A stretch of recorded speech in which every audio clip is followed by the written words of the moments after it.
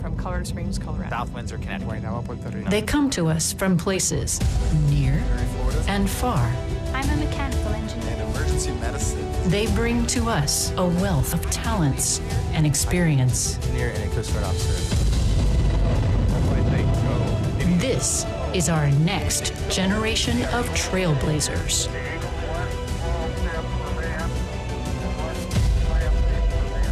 Their road to our next giant leap starts today.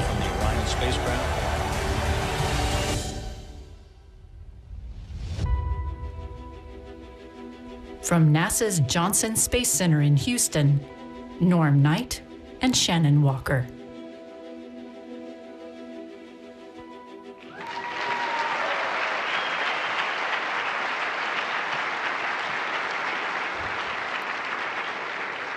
Good morning, and welcome to NASA's Johnson Space Center for our astronaut candidate graduation. I'm Norm Knight, Director of Flight Operations. And I'm Shannon Walker, Deputy Chief of the Astronaut Office. Another title that I've had over the last 2 years that is arguably equally important is Class Supervisor, known to some as Class Mom. So let's welcome them to the room. What do you say? Yeah? All right, please welcome NASA's 23rd astronaut class.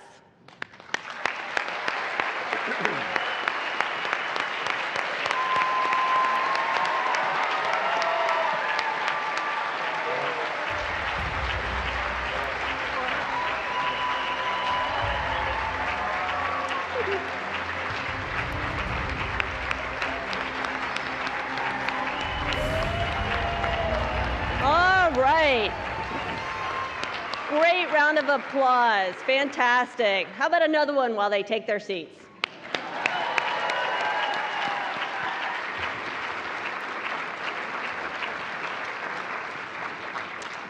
This is a very exciting day for all of us here, for our nation, and for all humanity. Together, we honor our newest class of astronauts, 10 American men and women from NASA, and 2 United Arab Emirates candidates from the Mohammed bin Rashid Space Center who will graduate their basic training and will earn their wings to join the active astronaut corps. It's been 2 years of rigorous training and testing, and it all culminates today. You will see throughout the program today that the breadth and depth of experience that this class brings to our space program is nothing short of amazing. This class is made up of engineers, scientists, a doctor, helicopter pilots, and jet pilots. We have both military and civilian backgrounds. Behind these blue flight suits, they are also parents, sisters, brothers, aunts, uncles, friends. They have interests and hobbies just like you and me. Among many things, this class has athletes, explorers, volunteers, and some even claim to be good cooks. This class does have unique and special talents that they bring to NASA. And in fact, we believe that everyone has a special talent that they can bring to our astronaut corps. And that is why we are so excited to announce that we are taking applications again, and we would love to add your talents to our team. If you think you have what it takes, applications for our next class of astronauts is now live and open. And for those watching at home, you can scan the QR code and apply. Now that we've done a bit of housekeeping, it's time to celebrate our newest class of astronauts. And to help us kick it off, please give a warm Houston welcome to Johnson Space Center Director Vanessa Weish.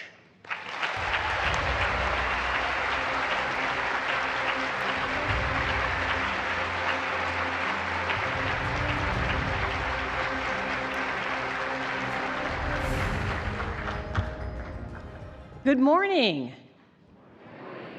For more than 60 years, NASA's Johnson Space Center has led the world in human space exploration.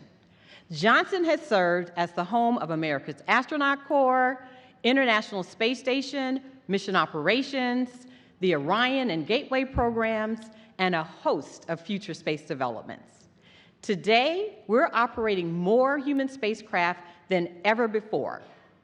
Last year, we celebrated 25 years of successful operations and 23 years of continuous human presence aboard the International Space Station to test technologies, conduct scientific research, and develop skills needed to explore deep space. We recently launched our 8th rotational mission with SpaceX's Crew Dragon.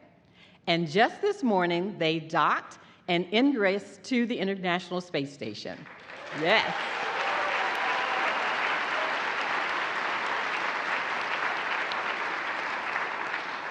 And we're also looking forward to the upcoming crewed flight tests of a Boeing Starliner and Orion. Our astronaut corps puts the human in human spaceflight. And I'm so excited and proud of these 10 NASA astronauts and 2 UAE astronauts, affectionately known as FLIES, as they have completed their training and will now be eligible for flight assignments to the space station, the moon under the Artemis Program, and Mars. But first, we're honored to be joined by some special guests. Please join me in welcoming NASA leadership. Associate Administrator Jim Free,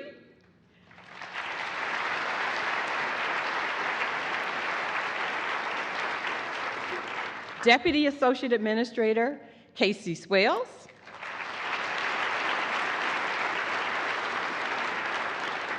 and many of our NASA leaders from headquarters and centers from all across our agency.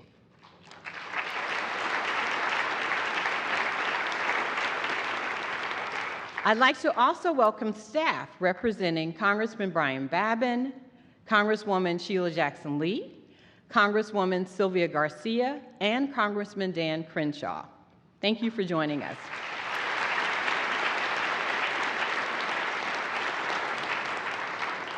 And in person, we have Harris County Precinct 2 Commissioner Adrian Garcia and Councilman Fred Flickinger. Thank you for your support. We're also pleased to be joined by the international community. With us today, we have representatives from the Mohammed bin Rashid Space Center. Please wave.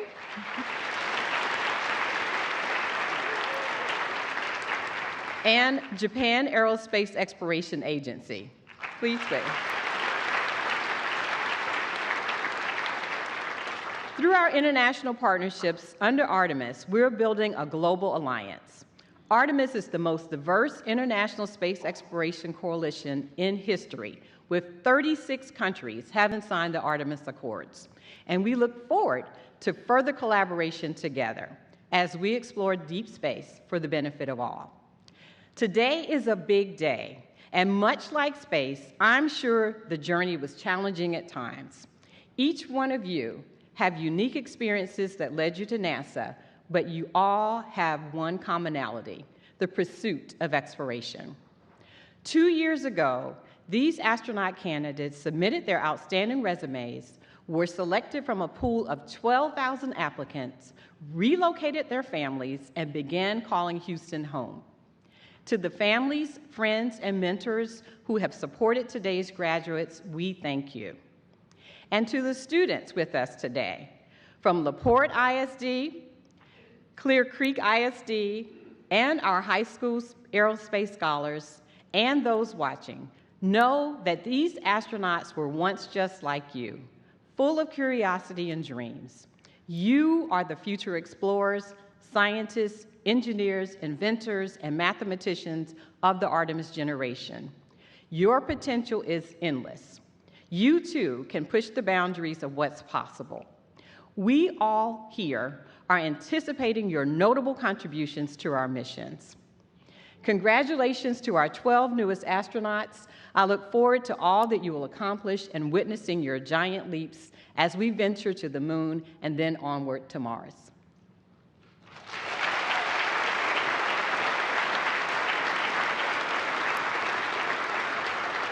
Thank you, Vanessa, and thank you for all the work you do in leading the teams here at the Johnson Space Center. A little more than 2 years ago, we brought these 12 individuals to JSC to embark on this new chapter of their lives called space exploration. I have no doubt that they can all vividly recall the day that they applied, the interviews that followed, and the day they received that life-changing phone call from a Houston, Texas area code to tell them that they were selected by NASA to become an astronaut. They moved here from various parts of the world and the country and jumped right into training. The astronaut candidate training program is demanding and very broad in material. Over the course of what we call spaceflight readiness training, this group has learned how to fly in the T-38 jet. They've learned spacewalking skills in our underwater neutral buoyancy lab right up the road. They've learned about the International Space Station, which is the foundation it is setting for deep space exploration. They've studied the building blocks for Artemis, the Orion spacecraft, the Space Launch System launch vehicle, and our future lunar outpost, the Gateway. They've completed wilderness and water survival training as a team. Throughout it all, I have seen them dig in and pull together and work through issues of all kinds. This skill, teamwork, is the most critical skill in human spaceflight and in life. When we come together, there are no limits to what we can accomplish. Teamwork is what's going to take us back to the moon and beyond. Today is especially exciting for me because over the last 2 years, I have had the opportunity to see each and every talent that these 12 candidates have to offer. And now they get to share their talents with this agency and the world. They are competent, they are hardworking, they are fun, and overall exceptional human beings.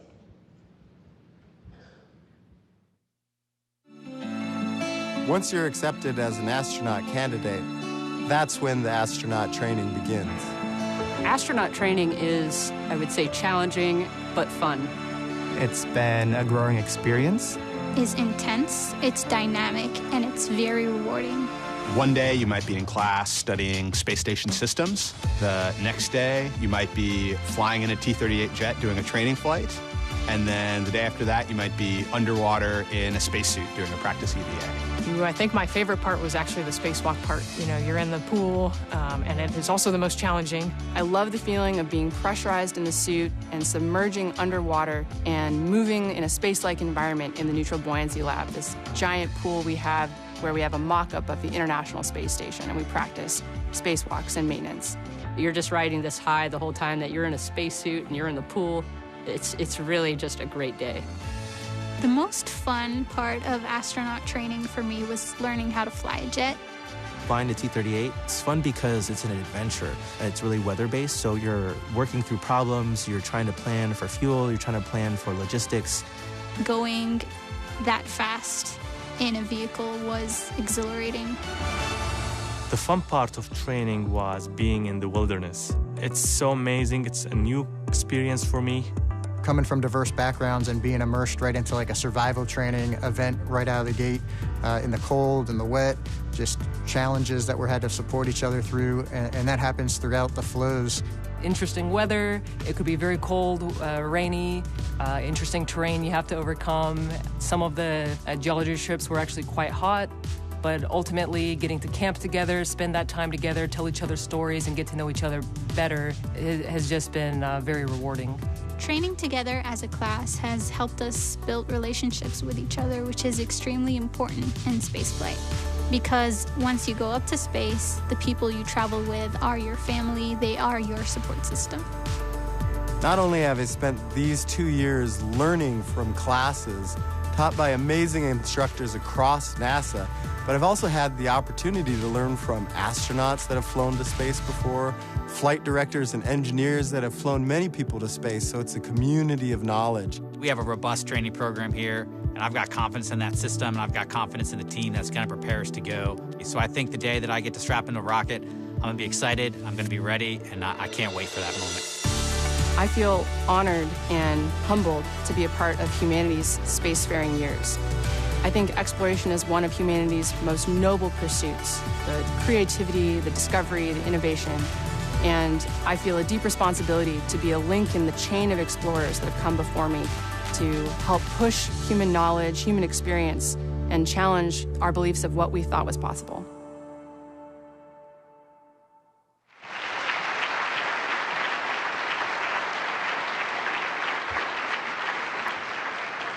We have two astronauts here with us today who sat on this very stage in those seats 4 years ago and received their astronaut pins just like you will today.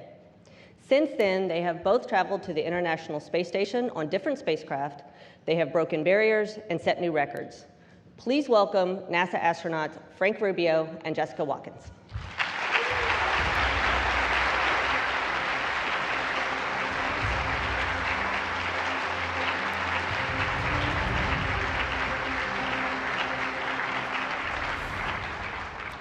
Thank you, Shannon. And congratulations, Flies. We are so excited to be here celebrating you today. We know that you've worked hard to get here, but we also know that there's still a lot of work left. But we know that you're up to the task, and you guys are going to continue to crush it. Keep up the great work. I couldn't agree more. And you all really couldn't be graduating at a better time. As Director Weish pointed out, we have more ways to get to low Earth orbit than ever before. In addition to Soyuz, we've already had SpaceX Crew Dragon safely carry 9 crews and 34 NASA and international partner astronauts to the International Space Station in the past 4 years. And once Butch Wilmore and Sunny Williams complete the Boeing crewed flight test this spring, we'll officially add Starliner to our fleet. We cheer our colleagues on, and we cheer our commercial partners on. Our success goes hand in hand with their success. Flies, you are already part of the astronaut family, and now we look forward to flying and exploring space together with you. You bring such a diverse and amazing set of skills, experiences, and personalities. You make us a better Corps. Together, we will continue to proudly represent NASA and our partner agencies as we go further and more permanently into our solar system. Before we go, we have a very special guest who couldn't be here today, astronaut Laurel O'Hara. The reason she couldn't be here today is because she happens to be living and working 260 miles above our planet aboard the International Space Station, and she wanted to send a special message. Greetings, Flies, from the International Space Station, and congratulations to all of you on your graduation. I'm sorry I couldn't be there to celebrate with you today, but as you know, we've been pretty busy up here conducting science, spacewalks, and station upgrades, making sure the station is ready for you when it's your time to fly. I know the training to get to where you are today was not easy, so don't forget to take a moment to be proud of yourselves and how far you've come, both as individuals and as a class. I can tell you one thing is for sure, the International Space Station is well worth the wait. And who knows, some of you may even go farther, to the moon and even to Mars. You are inspiring a new generation of space explorers, and I can't wait to see the things you accomplish on and off planet Earth. You were selected by NASA because of your natural curiosity and passion for exploration. Never let that fade. Even though your ASCAN training has ended, stay sharp on your studies and continue to push yourself and your teammates to new heights. And remember, your veteran astronaut colleagues are always here to help. I'm so proud of you, and I can't wait to tell you in person and give you all big hugs when I return to Earth. Again, congratulations.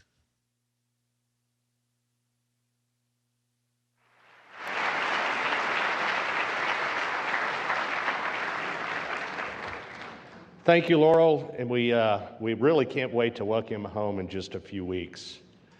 You know, it's one of the agency's busiest seasons yet aboard the International Space Station, with vehicles and crews coming and going. On Sunday, we successfully launched Crew 8 to the International Space Station, and next week we will welcome Crew 7 home. Just about 2 weeks from now, NASA astronaut Tracy Dyson will launch on a Soyuz spacecraft to the station, and then about a week later, NASA astronaut Laurel O'Hara will return home from her 6-month stay. And the busy season doesn't stop there. In a couple of months, NASA astronauts Butch Wilmore and Sunny Williams will be the first humans to launch aboard the Boeing Starliner spacecraft. a critical test flight that will further enable crew rotation to our orbiting laboratory. All that to say, it's a busy and exciting time in human spaceflight, and we can't wait to have this class in the mix of it all. For more than 23 years, the International Space Station has served as a hub for scientific research and technology demonstration. What we've learned there and what we continue to learn is what's helping us to travel deeper into space, paving the road for future long-duration trips to the Moon, Mars, and beyond. I'm sure you've heard, but we have another pretty big mission coming up, and we have the commander here to tell you more about it. Please help me welcome the Artemis II commander, Reed Weissman.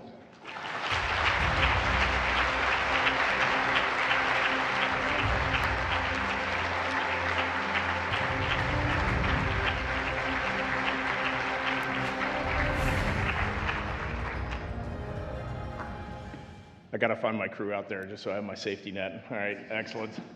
Wow, what a great day. So much energy, so much adrenaline. What is the Artemis generation? In my opinion, it's you. It's me. It's Butch Wilmore and Sonny Williams as they head out on Boeing's first flight to the International Space Station.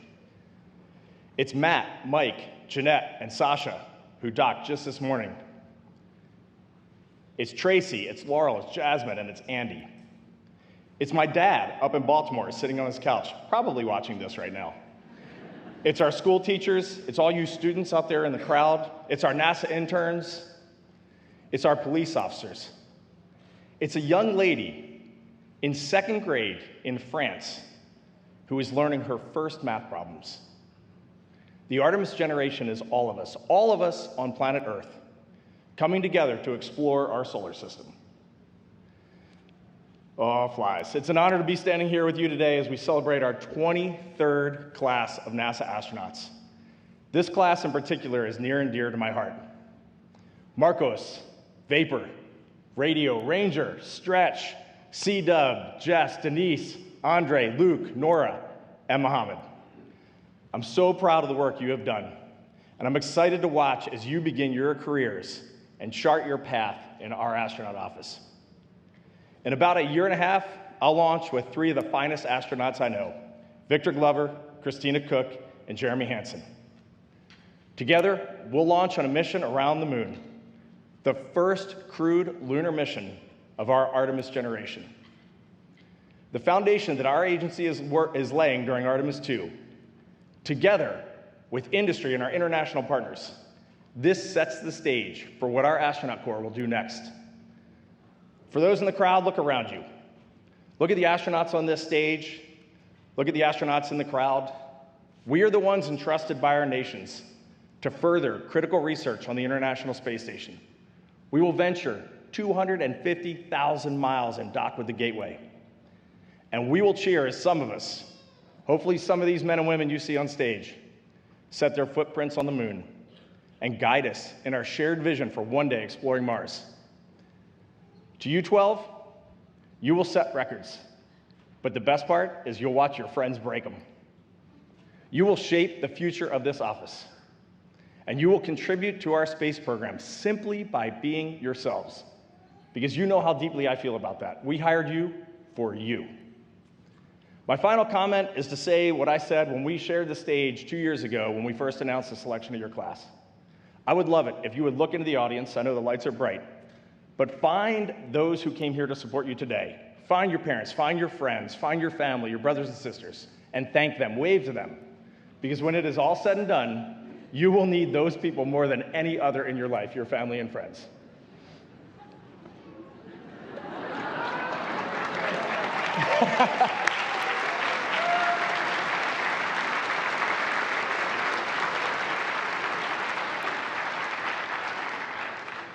All right, it's time for me to hand the microphone over to Dr. Harrison Schmidt. For those of you who know Dr. Schmidt, or as we affectionately call him, Jack, you know, I'm looking at him right now, you know a man of intelligence, you know a man of kindness, and most of all, a man of absolute humble service to human spaceflight. The Artemis generation, every one of us here today, everyone watching this, on TV, we stand on the shoulder of giants, and there are none larger than Apollo 17 astronaut, geologist, Dr. Harrison Schmitt.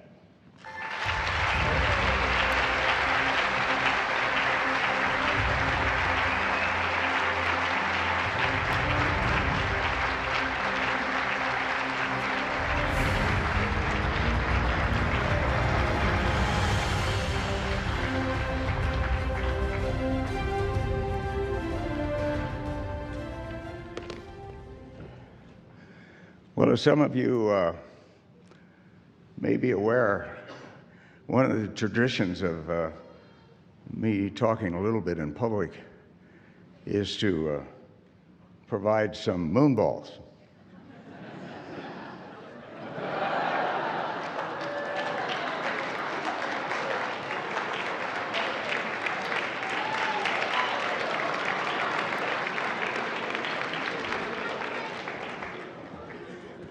Now, with that out of the way,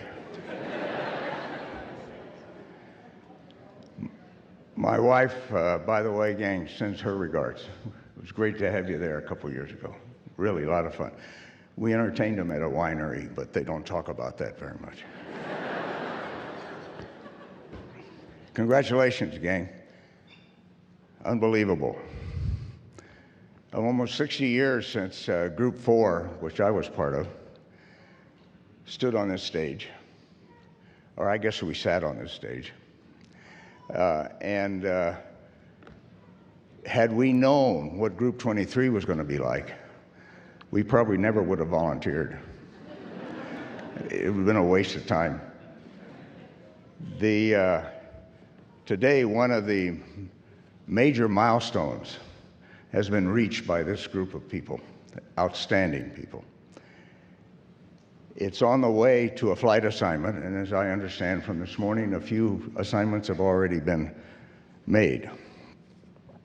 There are many more opportunities today than there were in the 60s and 70s for activities in space.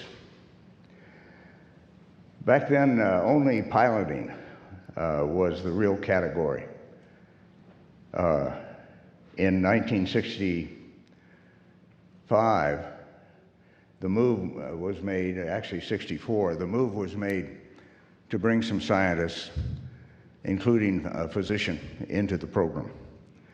But we all ended up being T-38 pilots, which was really great. There are openings for many other professionals now in the program.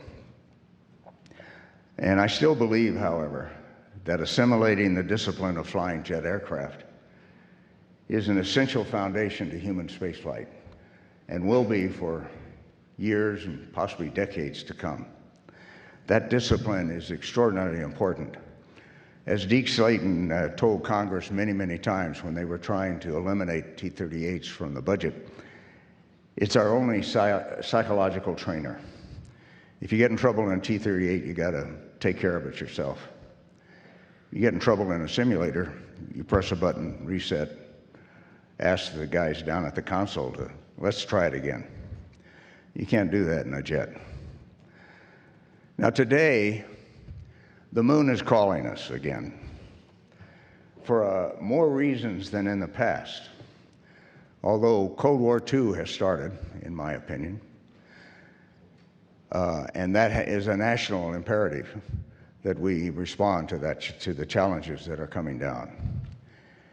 Space science, lunar science in particular, is certainly a very important part of the future.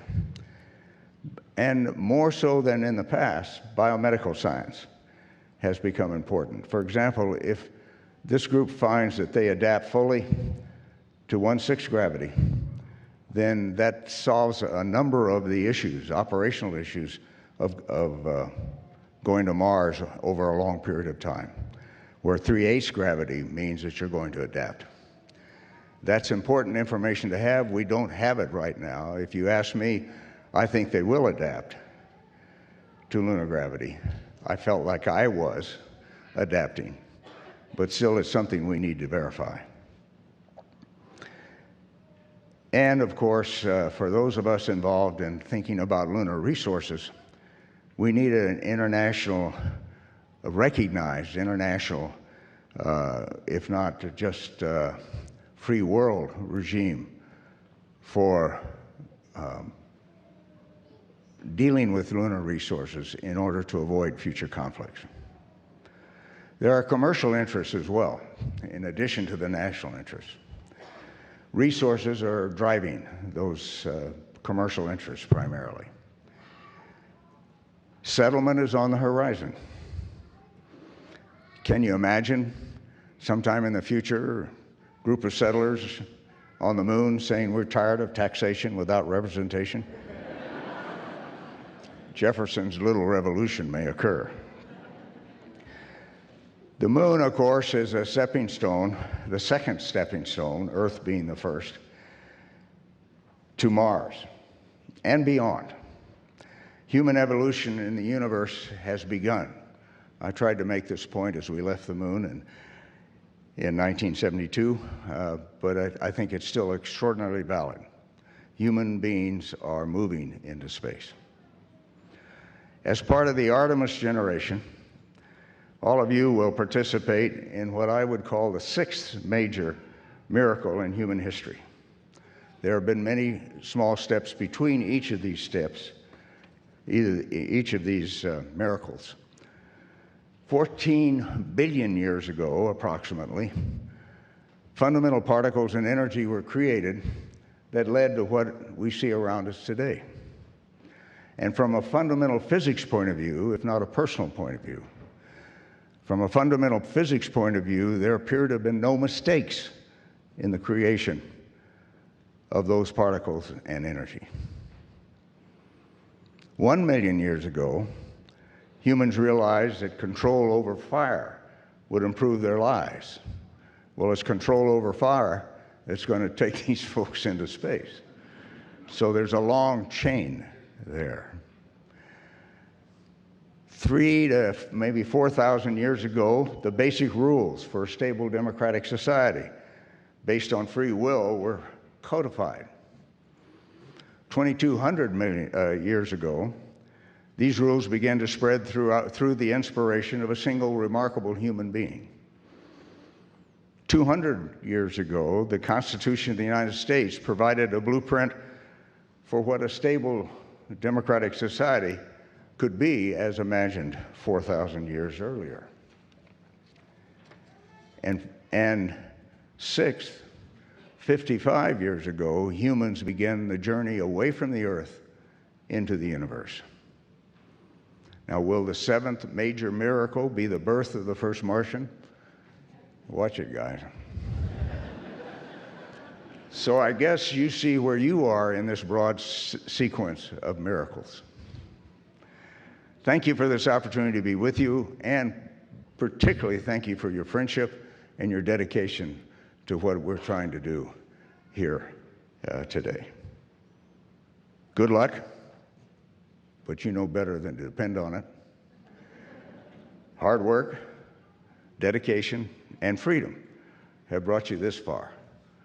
Let's stick with it. Thank you very much.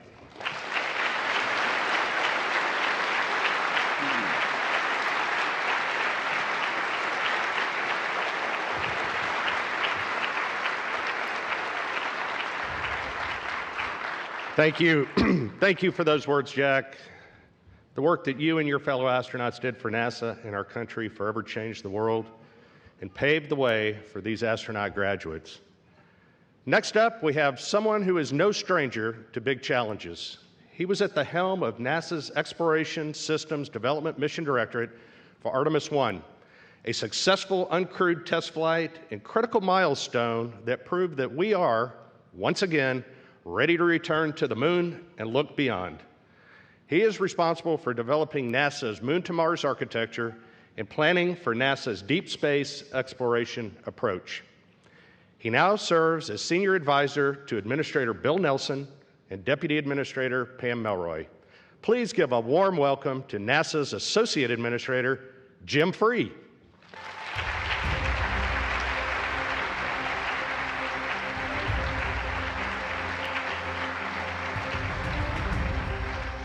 All right, thanks, Norm. Good morning, good morning. Everybody ready to go? All right. Let's see, first I was working on my application in the audience, so I have 12 references now. I feel really good about that. So good morning again on behalf of the administrator, Bill Nelson, the deputy administrator, Colonel Pam Melroy. Welcome to this incredible day. Thank you for joining us to celebrate these 12 folks, not just what they represent as individuals, but what we have as a nation and for all humanity. It's significant that we graduate not just NASA astronauts, but also international partner astronauts from the UAE. International collaboration is what has made our space station mission successful and will make our Artemis missions to the moon successful as well. We do a lot of cool things at NASA, and this event combines two of my favorite things: phenomenal people and celebrating success. A little more than 2 years ago, we introduced these astronaut candidates to the world at their selection. Today, we get to celebrate your successful completion of 2 years of rigorous training to become astronauts. This recognition of your achievement truly is commencement. This day, Tuesday, March 5th, 2024, is the day you become NASA astronauts and UAE astronauts. Congratulations, you did it. You got here. For many of you, becoming an astronaut is the fulfillment of a lifelong dream. I realize the dream was probably more about reaching orbit and floating in space, but you'll get there soon. You are here because you are exceptional. You are here because you are unique, and you bring something special to the table as individuals and as a team. Who you are is why you're here today. We train you to the standard of what a NASA astronaut should be. That matters because when you wear that blue flight suit, you become NASA to the world. People who see you in your blue flight suit may not know you by name, but they know who you are. They know who you are because you are NASA. I want you to remember that each time you put on that flight suit, you represent all of us across the agency. We are grateful for you. We are lifting you up every day. That's what you should take with you in every interaction you have as an astronaut. As the associate administrator, I want you to know that our commitment, my commitment to you and your loved ones here today and online, is to ensure you fly safely. As you know well by now, NASA has core values, and safety is utmost of those. Along with those is integrity, teamwork, excellence, and inclusion. We ask you to sit on the pointy end of a rocket and risk your life to advance our nation's goal to explore the unknown. I know that you do it willingly, more than willingly, frankly, eagerly. I was just at the Crew 8 Flight Readiness Review last week, and your colleague and Crew 8 Flight Commander Matt Dominic reminded us that everything we do in spaceflight is held together by trust. You are trusting us with your whole life, with who you are, and we don't take your commitment lightly. Your safety is our #1 priority. I know Frank didn't expect to spend more than a year in space. We kept him in space because we determined that it was safer than bringing him home in a compromised spacecraft. Reed, Victor, Christina, and Jeremy, we delayed their mission to the moon until September of 2025, and we did that for their safety. At NASA, we do hazardous things every day, not just on launch days. I exhort you to prioritize your role in your own safety and the safety of your coworkers and teammates. As an astronaut, you are now ready for a mission. Your missions will change our understanding of Earth and space. Your career as a space explorer begins right here on Earth. The work you do each day on the ground prepares you for space and helps ensure your fellow astronauts are safe also.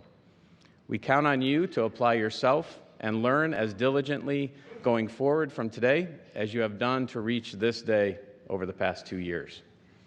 As a result, you go to space. Your mission may be aboard the International Space Station, or you may walk on the moon as part of the Artemis campaign. You're entering the astronaut corps at such an incredibly exciting time. We have multiple missions and multiple spacecraft in which you may fly, and you heard about some of those earlier. You may wear a spacesuit and fly to our lunar outpost, Gateway, for which the UAE is providing an airlock. I do have one request. Please take us with you. Well, if you want to, sign up, but take us with you in your heart. Bring us along on your journey. Share your story, the story of who you are, the special people that each of you are. And share that story of what you're doing, and share the story of why it matters. You represent humanity's shared goal to explore. You embody the ideas we hold of who we can be when we are at our best. Let me congratulate you. So let's get started. Let me welcome to the stage our Chief Astronaut, Joe Acaba, to pin our new astronauts.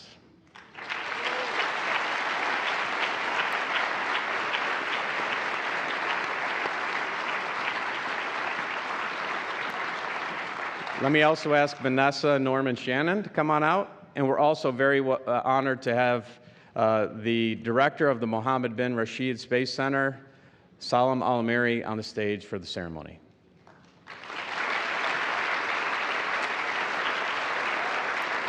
All right, it's time to officially welcome our 2023 astronaut class. All right, now for the moment we've all been waiting for. I think it's time to add a few more to our astronaut corps. What do you say? Yeah.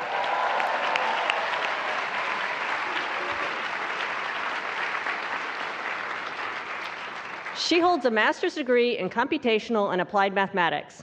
She's an outdoor enthusiast, a major in the U.S. Air Force, and she led the first ever all-woman formation of the F-22 in combat. Nicole Ayers.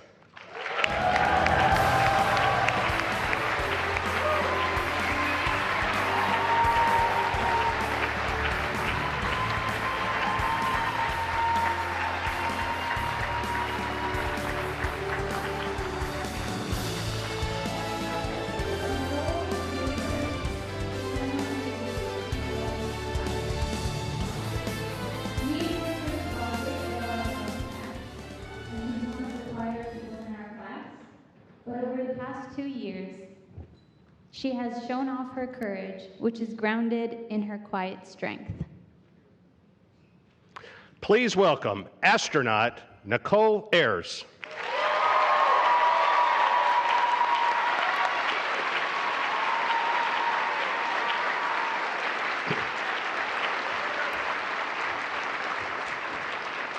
He's a test pilot who holds a master's degree in mechanical engineering and a doctorate in aeronautics and astronautics. A major in the Air National Guard, he's accumulated more than 110 combat missions and 1,400 hours of flight time in more than 21 different aircraft. Marcos Barrios.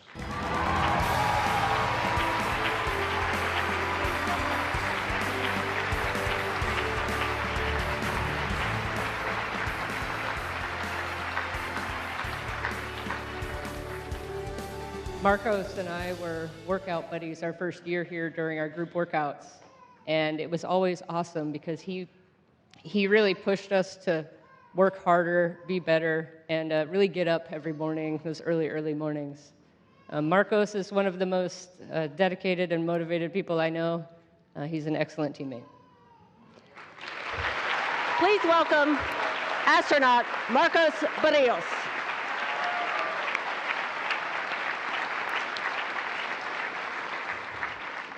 She holds degrees in mathematics and in biochemistry and molecular biophysics, as well as a doctorate in biological engineering. She's a track cyclist on the U.S. national team and a long team member for the 2020 Tokyo Olympics. Chris Birch.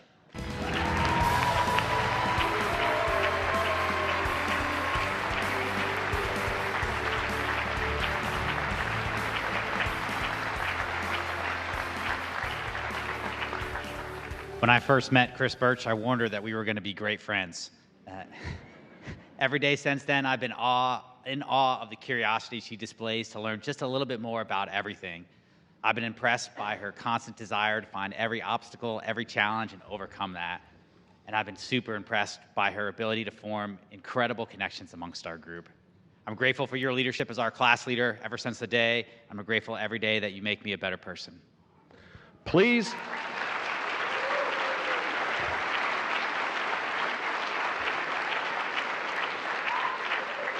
Please welcome astronaut Chris Birch.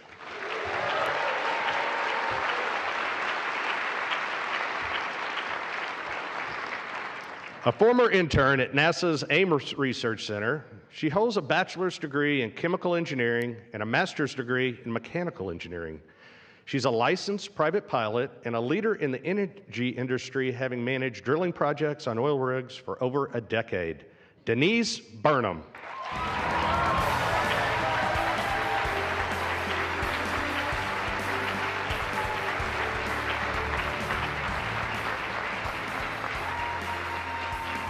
Denise, she's the person who will bring joys to the team. She will make us laugh no matter what the situation is. And I'll never forget our laughter, daily laughter in our survival training. She's a wonderful person, great leader, and a best friend.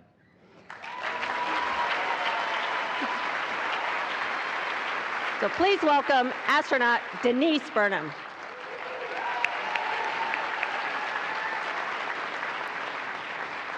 He is a retired U.S. Marine who holds a master's degree in aerospace engineering. He's a nature enthusiast, a pilot who has logged more than 3,900 flight hours on 48 models of jet, propeller, and rotary wing aircraft. Luke Delaney.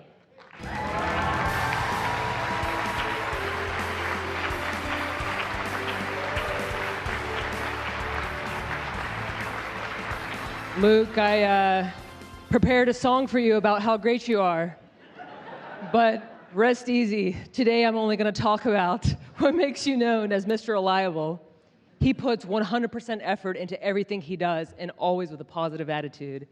He's an awesome office mate, and he's an awesome teammate, and a really great friend.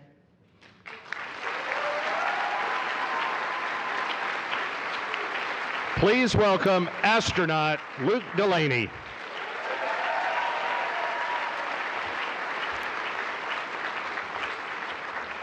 He holds a master's in naval architecture and marine engineering, electrical and computer engineering, and a doctorate in systems engineering. He served in the United States Coast Guard as a naval architect, salvage engineer, and damage control assistant, including officer of the deck. Andre Douglas.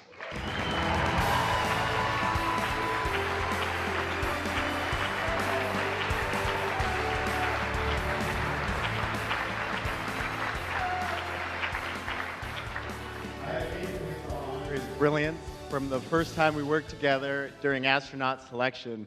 And he is my go-to guy for complicated technical matters like orbital mechanics. But what really impresses me about Andre is the things you don't immediately see. He spends his weekends with his family doing volunteer work, and he supports the community, and he supports us as a teammate. He's the first guy that'll turn to us when you really need him. He's kind of the glue that helps this swarm of flies stick together.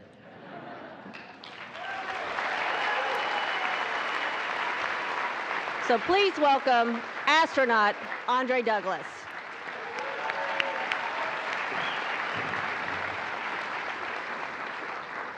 He's a naval aviator who holds bachelor's degrees in physics and history. He has master's in flight dynamics and in national security and strategic studies. He has more than 2,500 flight hours in 30 types of aircraft, more than 500 carrier-assisted landings, and flew 39 combat missions. Jack Hathaway.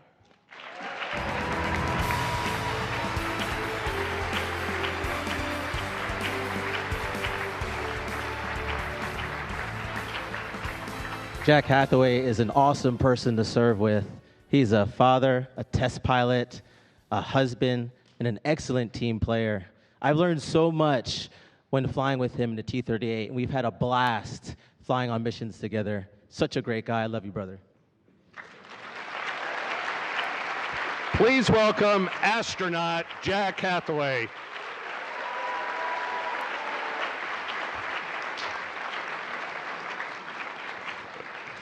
He's a lieutenant colonel in the United States Air Force and an actively practicing emergency medicine physician with fellowship training in wilderness and aerospace medicine.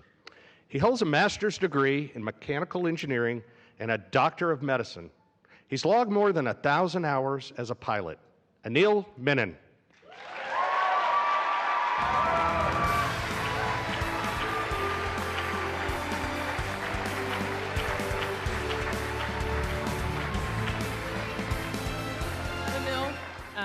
he has this amazing, great, huge heart. He is one of the kindest people I know. He cares about everyone around him. He would give you the shirt off of his back, even if it was his last shirt. He also puts 110% into everything he does. I love his work ethic. I've seen him put everything he has into everything he does, and he never leaves anything for the way back. Please welcome astronaut Anil Menon.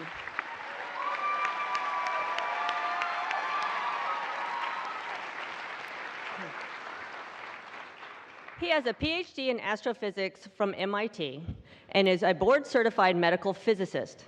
He completed his residency at Harvard Medical School and then joined the faculty as a clinical physicist and researcher, where he helped to treat cancer patients with radiation therapy. He's a private pilot and an Eagle Scout.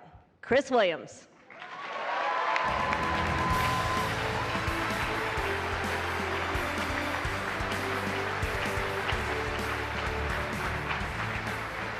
Chris is an absolute legend when it comes to understanding all of the complex engineering systems we have to deal with in all of our training. He's always asking questions at least 2 layers deeper than I can get to in the span of a class. And what's bigger than his intellect is his humility. Chris is always there with a smile on his face, reminding us that we are so lucky to be here, a part of this team. Thanks, Chris. Please welcome astronaut Chris Williams.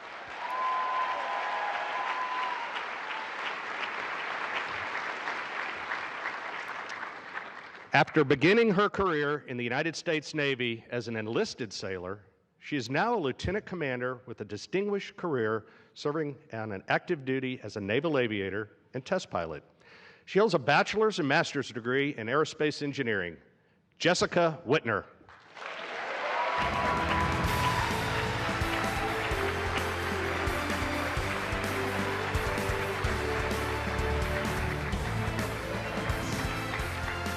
We've heard a lot about her excellence as a pilot, but the thing I wanted to focus on was her curiosity. If you walk into Jess's office, you see a collection of rocks sitting on her bookshelf. And that all comes from our geology trips and the passion she picked up for geology. And the curiosity that she brings to that and everything else is just incredible to see. And I really look forward to watching her carry that curiosity as she flies into orbit to the moon and beyond. Please welcome astronaut Jess Whitner.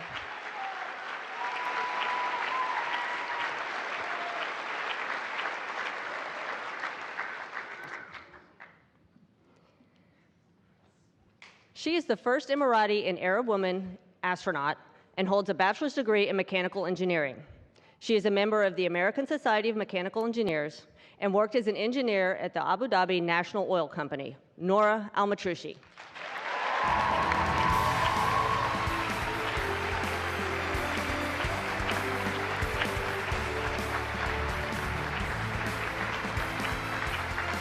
Everybody knows astronaut training is a pretty dynamic environment and demanding, but that's where having a teammate like Nora is huge.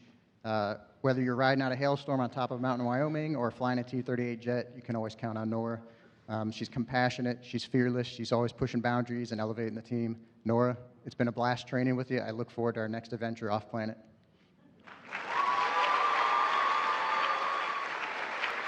Please welcome astronaut Nora Al-Matrushi.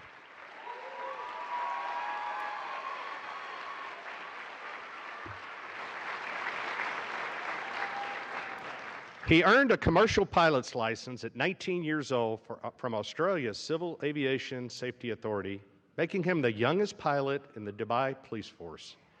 He holds a bachelor's degree in law and economics and served as the head of the training department of the Air Wings Center for the Dubai Police. Mohammed Al-Mullah.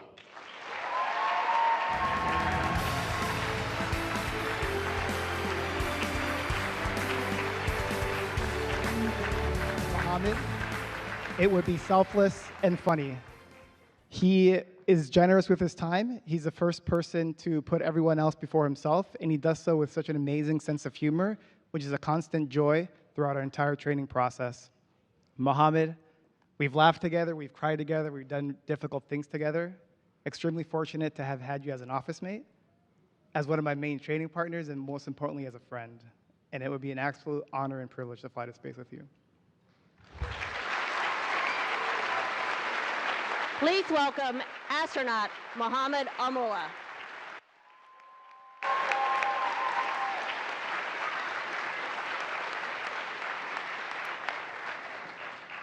Oh my goodness. Hey, let's give another round of applause to our 23rd astronaut class.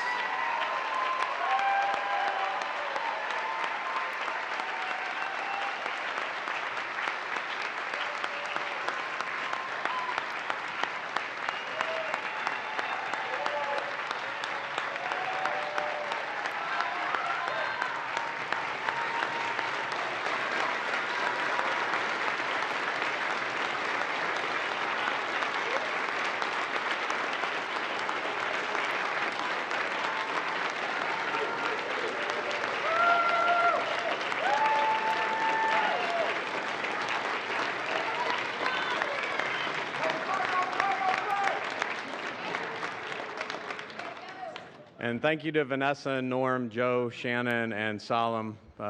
Your leadership and dedication to excellence enables our human space exploration missions and makes these moments possible. Please join me in a round of applause for them as well.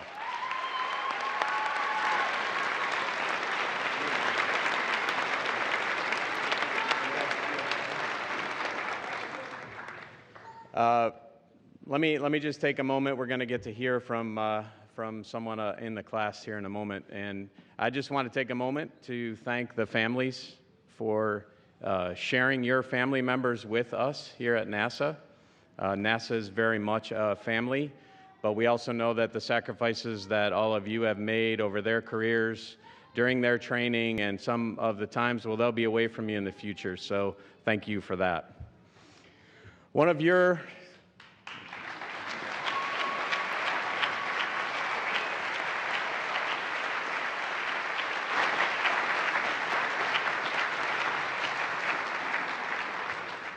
of your responsibilities going forward will be speaking in front of large crowds many times, and I know you're all very good at it already, but let me take a minute to introduce to you the newly minted NASA astronaut and class lead of the flies, Chris Birch.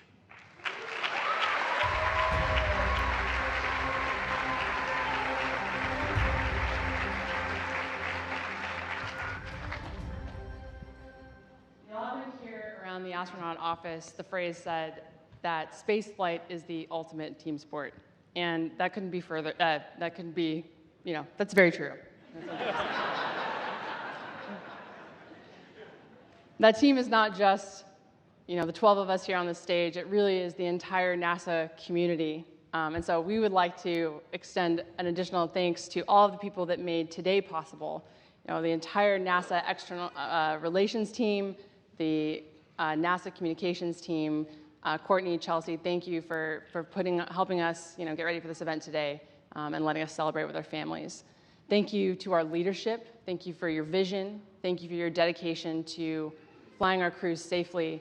And thank you for your encouraging and inspirational words today. We have been working hard for 2 years receiving training, but it really has been this team, some of whom are in the back, some of whom are watching online, of trainers that have been dedicating 2 years teaching us. And so not only do they have to be experts at what they do, they have to get us to understand a little bit of what their expertise is in, be it our CTOs, our space system trainers, our AOD instructor pilots, our Russian language instructors.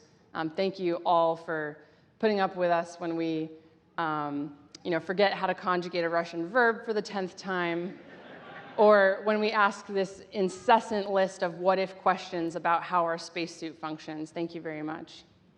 We also have to have a special thanks to the people that coordinated all of this training. Cassie, Heather, Donna, Christy, you guys are the real geniuses who can solve the incredible multivariable optimization problem that is our training schedules. What a mess. I can't believe you guys do that every week. And then finally, becoming an astronaut is truly an apprenticeship. And so we are going to be better at our jobs because of the shared stories from our fellow astronauts, our future crewmates. And so thank you for your mentorship. Thank you for your friendship. And finally, of course, our families. You guys are our better halves, our spouses, our moms, our dads, our siblings, our friends, our teammates. You've been nurturing our curiosities, sometimes since birth. You've been encouraging our passions and giving incredible amounts of patience as we chase our dreams all over the globe and landing here in Houston. So thank you from the bottom of our hearts.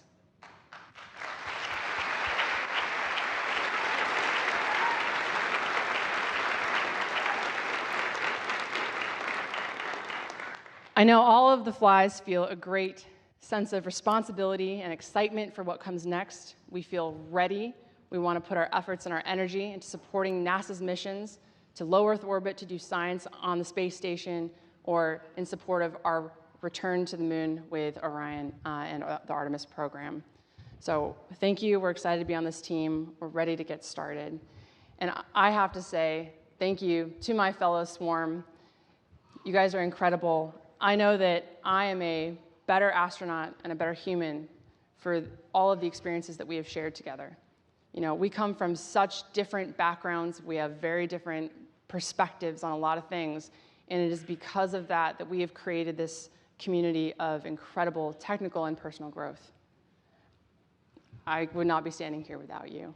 We have shared views from 40,000 feet out the cockpit of the T-38, while you've shared your techniques for how to fly the jet safely. We have shared the responsibility, the pressure, and the satisfaction of doing a spacewalk rescue during our NBL training. We've shared the burden of carrying our favorite 30-pound lava rock back to camp because we thought it warranted more geology study. And after a week in the Alabama backcountry during our survival training, when all the other MRE food ran out, we shared together one final bag of peanut M&Ms. And as you guys can see, we've done a lot of training together. We've also had a lot of fun together. And so I welcome you all to take part and see a little bit more about the spirit of what it means to be part of the swarm. I think we have a video for that. Thank you. Lights, camera. We come from all these different backgrounds, but we're really similar. And we've got pilots from every service. We've got scientists, we've got engineers, we've got a medical doctor. We've got really smart, capable, and some of the most fun humans that I've ever been around. We really, really value team care. We like to have a good laugh here and there because in the adventure of space exploration, as the humans in the loop, to be able to be calm and have that good team care, help each other out, make each other laugh, that's going to go a long way. Who do I think is the funniest? Denise, for sure, is extremely funny. I think the funniest fly is probably Denise. Ooh, definitely Denise is the funniest in our class. These are super smart people, and it's hard not to agree. I think the funniest fly is Marcus. He's my office mate. The best dancer in the class is a really tough competition.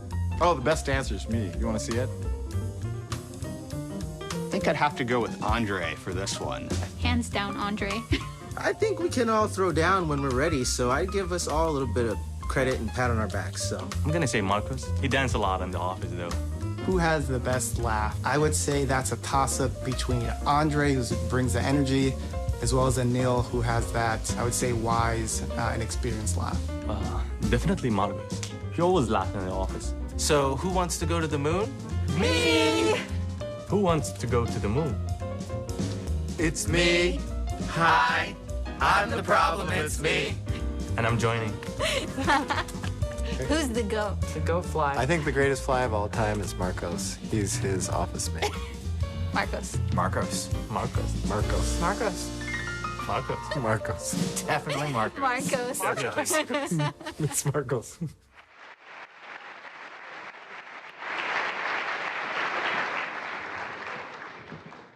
Well, as you can see, this class is as spirited as they are talented, and we cannot wait to see what their skills, creativity, and promise bring to our astronaut corps. I want to thank you all for joining us today and celebrating in this moment, and to thank our esteemed guests and speakers. Thank you for supporting these graduates as they embark on the greatest journey of their lives. As we wrap up, I want to invite all of our graduates to come up to center stage because this next part is for you. Let's give them a big round of applause.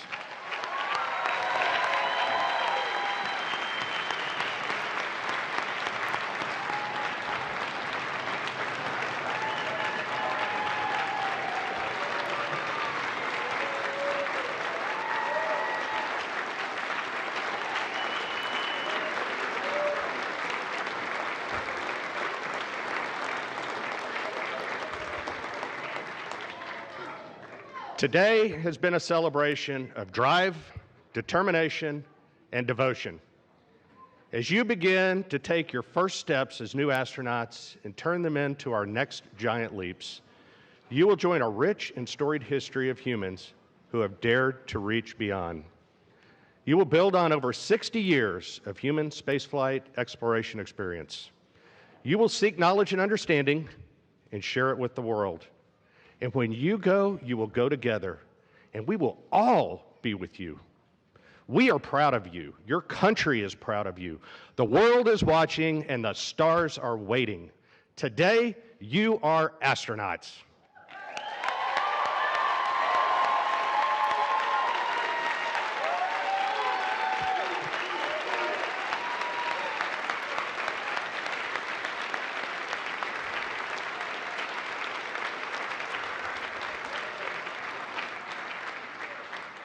As class mom, I will say today is a bittersweet day for me.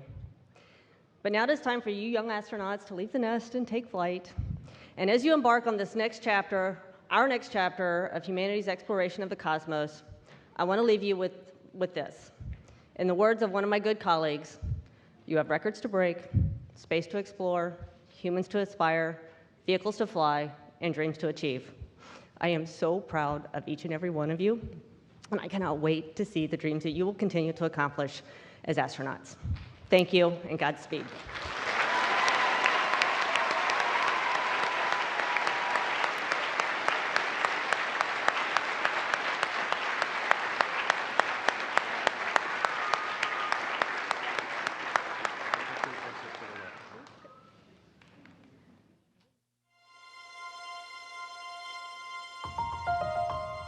So, you want to be an astronaut? If you have what it takes, we want you up here. NASA's Professional Astronaut Corps works as a team to train and to fly for the benefit of all humankind and to provide crew perspective for all of human space exploration. We serve our country and our planet by testing, developing, investigating, and flying. Our decisions today ensure mission success and crew safety for some of the most audacious missions humans have ever undertaken, to the moon and beyond. If this sounds like you, then join our team. Our selection approach is a holistic one. We learn all we can about an applicant in a variety of ways, including resume reviews, reference checks, and for those highly qualified applicants that advance to the interview rounds, we do individual and team exercises and medical assessments. The process involves a lot of subject matter experts, including current astronauts, and takes about 2 years from start to finish. Our goal is to select a class of astronaut candidates that are strong team members and operators, adaptable to a variety of situations, can be positive voices of NASA, and can successfully complete training and ultimately be assigned a mission. We depend on each other every day. And in space, our lives depend on one another. The success of our missions comes down to the people who are part of them. Astronauts don't just come from one walk of life or one educational or career path. Their multifaceted experiences have given them a strong sense of purpose, made them adaptable, and exposed them to work with people that are different from them, giving them strong teaming skills. Make sure your family and friends are on board with your goal. You will need a strong support network because you will lean on them, but don't worry, we'll be here for you also. Of course, minimum qualifications must be met to ensure an adequate foundation of education and experience. Those details can be found at nasa.gov/astronauts.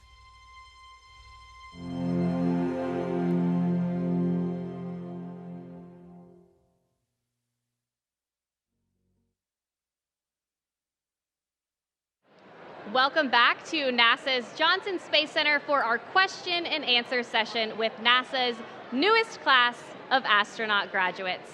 We have 100 students here from the area with us today, and some have even come with questions for our astronauts. We will also be taking social media questions using the hashtag AskNASA and questions from media here in the room. We will even have the opportunity to hear from some students from our astronauts' former schools. So let's go ahead and kick it off. Our first question today comes from Elliot at St. Paul Academy. Hi, I'm Elliot in 7th grade at SPA. My question is, what was the most difficult part about astronaut training? What was the most difficult part of astronaut training? This is a great question. My usual go-to is the spacewalk training in the neutral buoyancy lab in the big pool. But I thought about this, and we actually spent 10 days backpacking through the wilderness of Wyoming at the National Outdoor Leadership School. And as a group, we packed in all of our gear. We hiked over, we hiked over 35 miles, and we got above the tree line on multiple nights and camped up there. And we had a great time together, getting to know each other, but also weathering the pop-up thunderstorms and the hail and the cold, and we even did a cold plunge in one of the big ice lakes up there. So it was a great time, but it was also one of the most difficult times. Thank you, Nicole. We'll take our next question in the room here from our media side.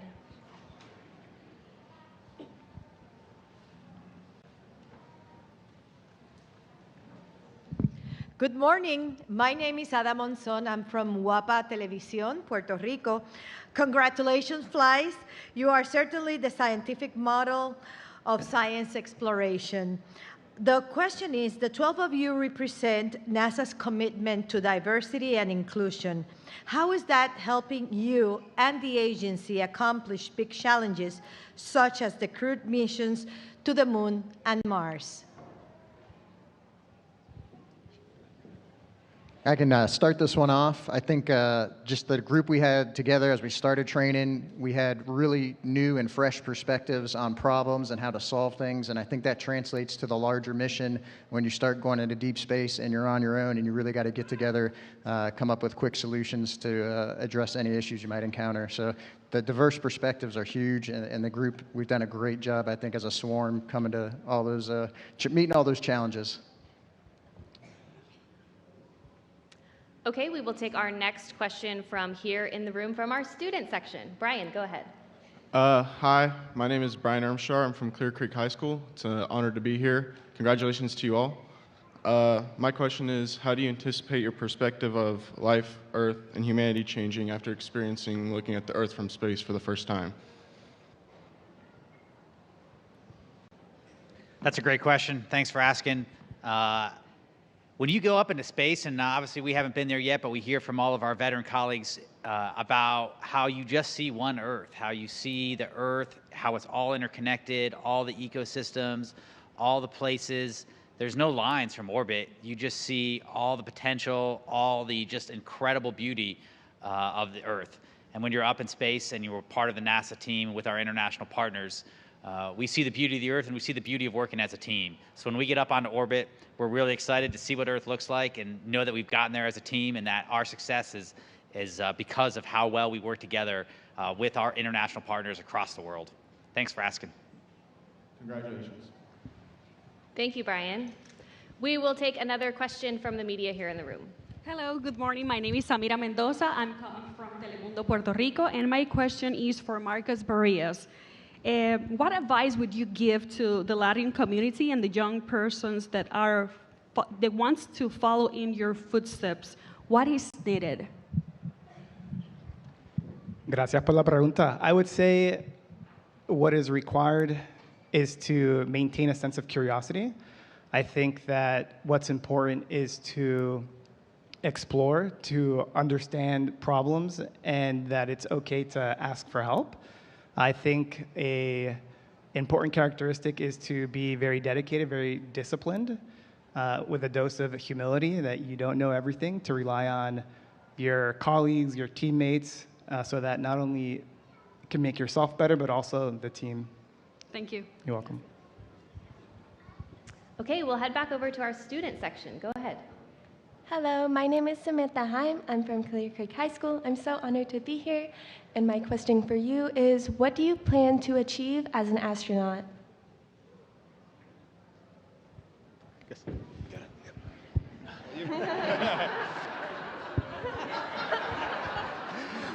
Well, thanks, Nasa, for the question. I really appreciate you being here, too, and helping to support us on this day. What do I hope to achieve as an astronaut? Well, I think Chris Birch put it really nicely that, we're here as part of a huge team. And, we're a very visible member of that team, but we're really representing all of NASA, all of America, all of the world in what we do, because we're trying to explore for the betterment of all. And so, I think that puts a huge responsibility on us. And the thing that, at least for me, is, I really want to make everybody proud and to, sort of do my best to give back and to make what we're doing here count. So, for me, I think it's, living up to the responsibility that you all have put in us.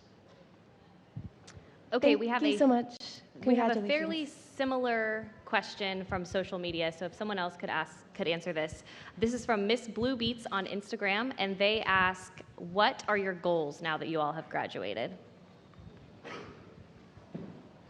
So I guess I'll answer this since it's similar.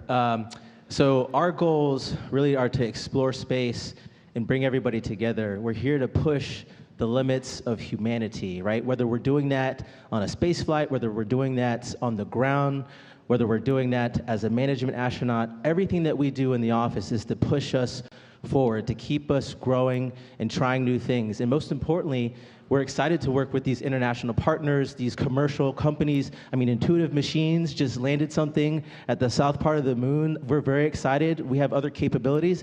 And for us, we want to work with all of these groups, all of these organizations to keep human spaceflight relevant, to keep us going forward. So we're very excited. And that's the goal that we overall have, is just to keep us moving forward.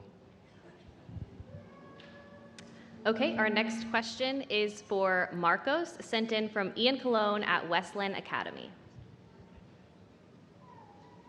Hello, Marcos. My name is Ian, and I'm from 6-1 at Wesleyan Academy. I would like to ask you which part was the hardest in your journey to become an astronaut, and which skills and habits did you need to achieve this? Hola, Marcos. Mi nombre es Ian y soy de 6-1 en Wesleyan Academy. Te quería preguntar, ¿qué parte fue la más difícil en tu proceso de ser astronauta? ¿Y qué talentos y hábitos necesitaste para lograrlo? Y quería aprovechar y felicitarte en tu graduación. Bueno, gracias por la pregunta, Ian. Gracias por las felicitaciones. I'm going to thank you for the question, Ian, and thank you for the congratulations. I'm going to probably add to what Vapor started with earlier. I would say the hardest part, at least journey to becoming an astronaut with regards to training, was the spacewalk training. I think that part was not only physically, but also mentally demanding. Physically, because you're in a pressurized spacesuit, it's stiff, it requires strength and endurance, but also mentally because you have to be focused for 6 hours at a time, maintain high awareness of your surroundings as well as your partner. And what skills are needed? I would say to succeed in the spacewalk training, dedication, discipline, to be prepared. So I think we spent quite a bit of time understanding the procedures, understanding what we needed to do. The other would be teamwork, and with a dose of humility. You're not going to know everything. You're going to have to rely on your teammates. I was very lucky to go through training with Vapor, Luke, and Mohammed, and we spent hours and hours studying together and training, and I know that made us better as individuals, but also more importantly made us better as a team. And the last is not only your peers, but also the instructors, your teachers who have a vested interest in seeing you succeed. And so we were very fortunate to have the likes of Emma, Jenny, and the entire behavioral health performance team support us through that process. All right, thank you. You're welcome. We will take our next question from media here in the room. Go ahead. Hi, I'm Jessica Fernandez from the Weather Channel and the Weather Channel en Español. This question is for anybody that wants to answer it. So with such a diverse group, what do you believe is the importance of teamwork in achieving success in a space exploration mission?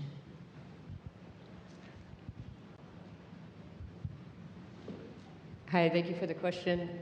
I think diversity in our group, which you all have heard about today, is incredibly important for spaceflight. Every one of us brings different background, and with that, different opinions about how to solve different problems. And so when you are open to the different solutions that are out there, you could really come up with the best solution.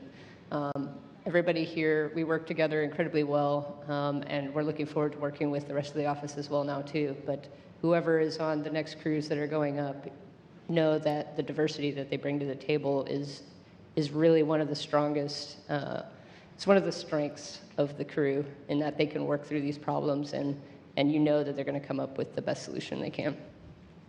Thank you. Okay, we'll come back over to our student section. Go ahead. Hello, my name is Ashlyn Harper from LaPorte ISD. This question is to Nicole Ayers. When you were a pilot in the military, why did you choose the call sign Vapor?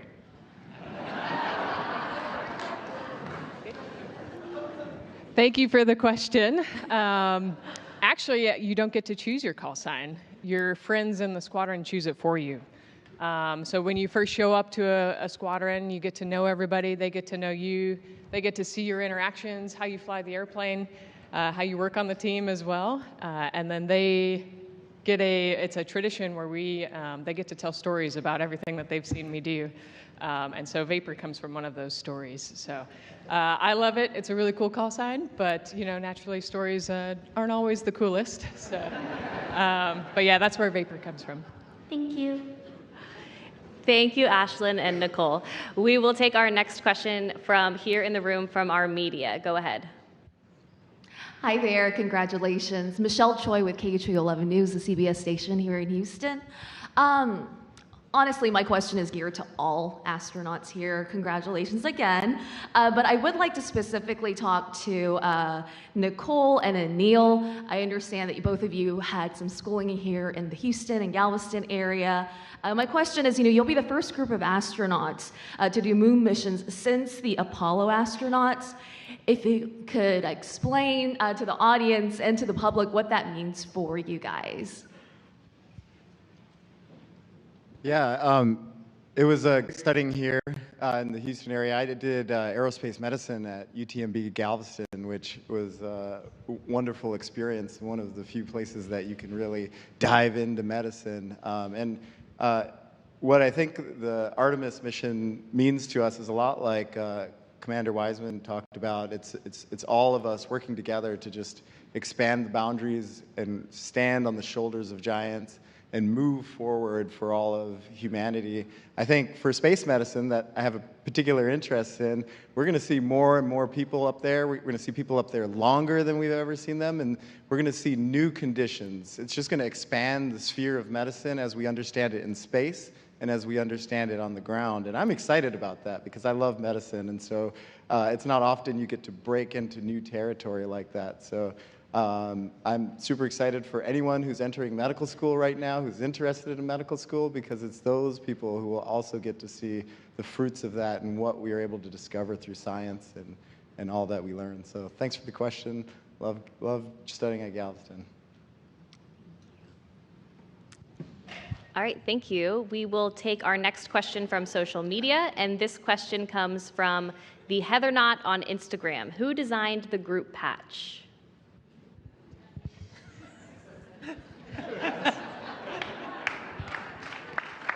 It's definitely a team effort. Complicated story, we can't get into it. But there's an awesome patch designer that works at JSC that we gave her our ideas, and they'd be like, yeah, that's great, but let's tweak it. So we kind of went through several iterations, and if y'all haven't seen it, it's pretty awesome. Thank you, Denise. We will head over to our student section. Go ahead. My name is Jared Ruiz, and my question is, how long have you wanted to become an astronaut, and why did you become one? I wanted to become an astronaut since I was a little kid, and I think a lot of us are like that as well. Ever since you're a little kid, you dream of space, and you kind of grow up and you find a career that matches you, whether it's medicine or whether it's being a pilot or whether it's being an engineer or an academic. you find part of your life that just makes you feel alive, that you're really excited about. And then as you go through that great career, maybe you have an opportunity, like everyone here does, to apply to a new astronaut class, and you get the opportunity to become one of this incredible corps.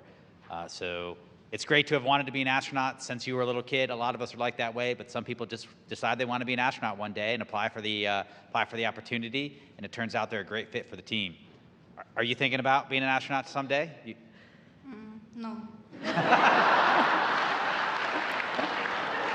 All right. Well, thanks for your question, and whatever you try to do with your life, I'm excited for you.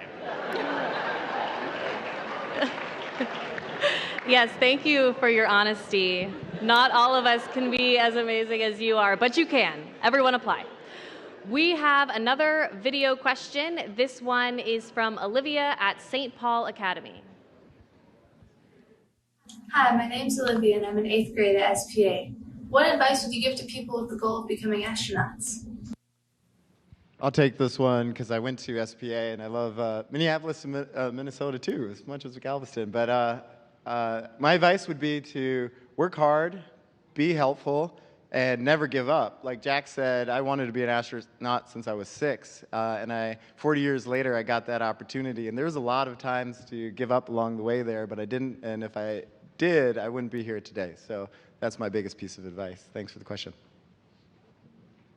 Okay, we'll head over to the media section. Go ahead. Of course. Hi, good morning. My name is Fernanda Ramos. I'm from KXLN Univision 45 here in Houston. And my question is basically for Dr. Berrios, or now astronaut Marcos Berrios. But first of all, congratulations to everyone on your remarkable achievement. As you stand at this milestone, could you share how this achievement has shaped your perspective on representation as an Hispanic in space exploration? And my second question could be, could you offer any advice for Dow Jones dreamers aiming for the stars? Gracias por la pregunta. That's a deep question. I think it requires quite a bit of thought. I will say that representation is extremely important. I'm fortunate to have others kind of open doors for me, specifically Joe, Frank, Serena, and everyone who's come before me. I think today hopefully marks another opportunity to open doors for others like me in the future, to recognize that the talent in the Latin American community is strong and that there's no reason for anyone to think otherwise. And so my advice to them would be to not give up, to stay curious, stay humble, be disciplined, and throughout all adversity, throughout all obstacles, it'll all be worth it in the end. Thank you so much. You're welcome. Okay, we have another social media question. I think it'd be fun if a few of you would answer this. It is from Twitch, and what is the one snack that you would take to space if you could pick one?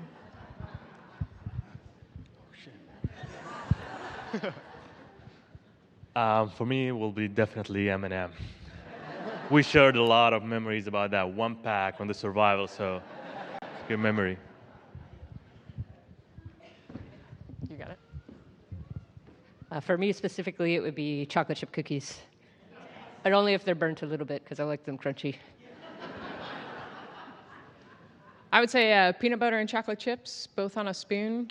Spin that thing around in 0G, it'd be awesome. And I'll top it off. No further question after I make the comment. I would take yellow mustard. Delicious. I would take salt and vinegar chips. All right. Thank you all. We will head over to our student section. Go ahead. Hello, I'm Jacob Wortmaker from Klein High School with the High School Aerospace Scholars Program. My question was, what advice would you give someone like myself that is interested in the aerospace industry?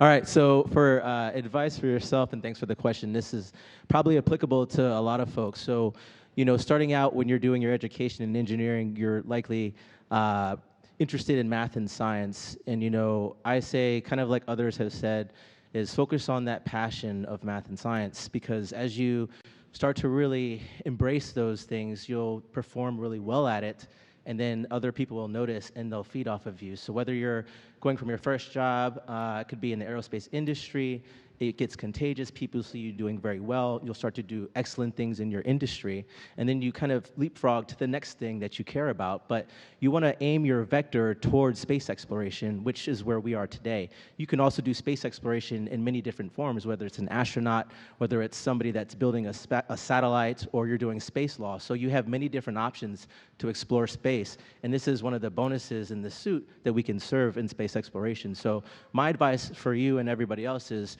point in the direction, try to achieve your goals, do everything that you can, work hard like some of our other classmates have said, but you want that vector to go towards that direction and use the skills and the passion that you have to get everybody excited so that you can go there. Could I just add one thing to that? This is a great plug. I was a NASA intern, and I do advise that look into internships, right? Having that opportunity to work and experience what it may be like, and seconding what Andre said, there's space for everyone. You don't have to be an astronaut. Everyone contributes in their own way, and they're all valuable. Thank you. Okay, we have a little time left. If we have any additional media who would like to ask questions, please come up to the microphone. Hey, Courtney. We have a media right here. Go ahead. I'm just going to give Nicole a chance to answer. Earlier, she didn't get a chance to speak. If she had anything to say about my original question, do I need here? This was about being formerly in Houston. Yeah, so I did my graduate degree here at Rice, and I think I would add on to what Anil said in terms of, you've got a wonderful support family here from the time that I spent here, and working and living here, it feels like you're constantly walking where someone else walked previously. So the current and the previous astronauts, and this whole area is just full of so much history. So I can't wait to follow in their footsteps, and just amazed by all the history around here. Appreciate it. Thank you. Okay, we have a question from Sunflower Spirited on YouTube, and they ask, what's the story behind the 30-pound lava rock?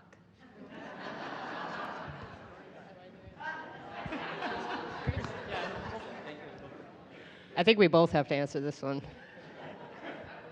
So I'll start us off. We were in Arizona, and we were on a geology expedition to learn about the geology that we may find out on the moon or Mars one day. And we came upon a really exciting, interesting rock that had 3 different types of crystals inside this rock. Even our geologist instructors were very excited about this. We took a nice long break there. And then we decided, well, we're just going to bring it back with us. And it was no small rock. This was not a small sample. This was the size of a large loaf of bread. Lava rocks are quite dense, full of these beautiful minerals. I think we called it like fruit cake, because it looked so colorful. And in true fly fashion, we got into an argument over who would put the rock in their backpack to do the heavy work to carry it back. Everyone wanted to help out. But it was actually just that after we had done our studies in the field, took it home, sliced it up for us, and has been working to polish it by hand for memories.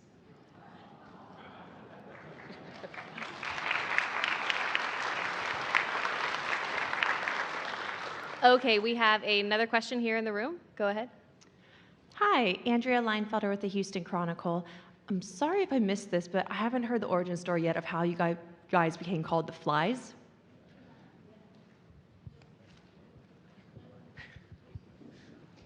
So it is tradition for a class when they are brought into the office for the first time to be given a name from the class preceding them. And so the class that was hired before us was the Turtles. And the Turtles got to know us a little bit and bestowed on us this fly name. And traditionally, these names that go back, for every class has had one. They are usually things that are not, do not take well to flight. And so we were really surprised that they gave us a flying creature. And it was quite a compliment. I think they had a lot of faith in us and hope that we fly soon. And so it was probably one of the nicer call signs for a class could have. There's too much heavy laughter on the fly soon part from some of our colleagues in the audience.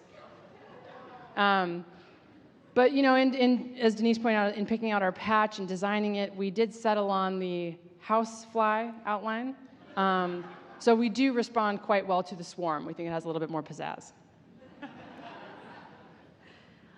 All right, well, that concludes our astronaut Q&A session. Thank you to our students and to our media who joined us in person today to ask questions, and to our students who joined virtually, and all of those who asked questions through social media. And a huge thank you to our astronauts for your time and your wonderful responses today. And for those of you who feel inspired, don't forget that applications are now open and you can apply today. Thanks for joining.